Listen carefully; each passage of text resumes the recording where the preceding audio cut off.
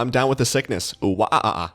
And on the last week of Season 2, I spent a lot of time doing delves, probably the most I've done this entire expansion, just because a bunch of my alts had the bountiful coffer keys on them. I think I had like 20 or so.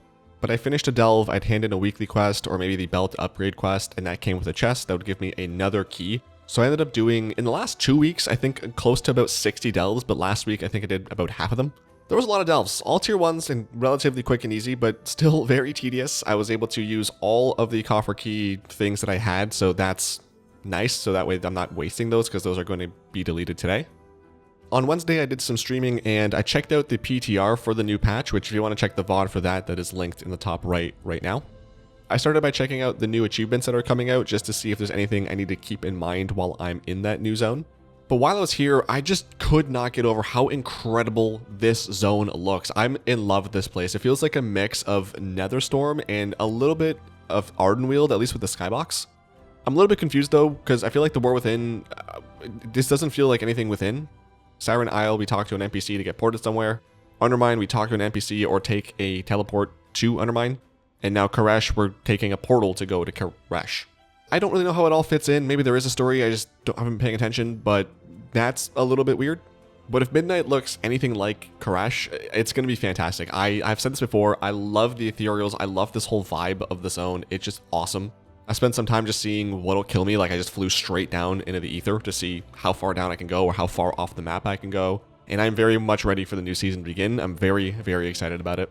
One of the things I'm excited about is going back into Mythic Plus a little bit. I spent some time going through my bigwigs and just resetting up any boss mods that I did not have set up correctly or that I was missing from before. So I finished up all the new dungeons, and then this week I'm probably going to spend some time, maybe one boss a day for the new raid, just so that way I'm not overwhelming myself with information, and then on Tuesday or Wednesday just do a quick read through of all the bosses just so that I'm not going into the raid completely blind and forgetting what I watched today, for example. Outside of that, I got my 18th level 80, my 4th shaman. I've now got all my shamans at level 80, which is nice. I don't know if I'll do another level 80 this week. It would be nice if I could, but with the new patch coming out, the Battlefield 6 beta coming out this weekend, I'm very excited about that. I don't know how much time I'm going to have to play alts, so if anything, I'll get another alt leveled another time, but 18 level 80s at this point is pretty good. But then outside of that, really the only place I really spent a lot of time is just doing mining and herbing. I've been in Northrend the last few weeks grinding out ore because I really wanted to get as much of the Northrend profession achievement done on my own as I could. One of the things that I was really annoyed about was that there was constantly a bot farming in Ice Crown with me. So whenever I saw him, I would kill him, move on and whatever, but on, I think it was Saturday night, I just was, I don't know, kind of cranky, I guess, maybe a little bit past my bedtime. I just sat there farming him for about 45 minutes, just killing him on repeat. So worst case, I hope I just brought that person's gold per hour down by a little bit.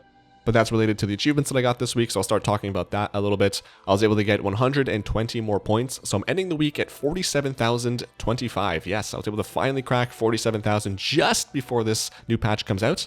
But with all the delves I was doing, I was able to complete the 500 delves achievement on stream. Like I'd mentioned, I got the Northrend Master of All achievement, which is to get all the Northrend professions to max level. I also got a few extra achievements like craft X times with leatherworking and inscription. This time around, I only spent about 20,000 gold in total. I was able to get all the ores that I needed, which was, I think, like 3,000 plus in total.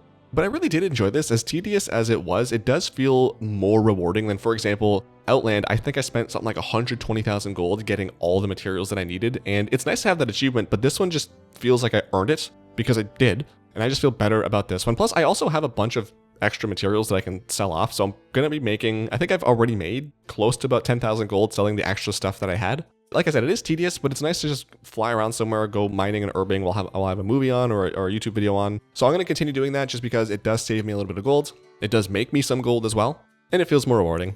Next up, I'm going to go to Khaz Algar because I would like to complete all the professions there just so I have that achievement done. Because once again, I'm trying to, as much as I can, finish all the achievements in the War Within before midnight comes out. I was able to finish off Algari Master of Many, which is to get 5 professions to max level. So now I have my enchanting, skinning, mining, herbing, and alchemy all at max level. So this one, just because it is current content and I am here all the time, it may end up being the cheapest profession achievement I've had to do so far. But again, because the new patch is coming out, there's probably going to be a slowdown on how much time I have to do all that farming. And then just really quick with mounts this week, I was able to get one more mount before Collector's Bounty ended, and that is the Fellblaze Infernal. This is the green mount from Gul'dan that drops on all difficulties. And the second mount that I got was the Steam Weedle Supplier, which is the Paragon mount for that rep.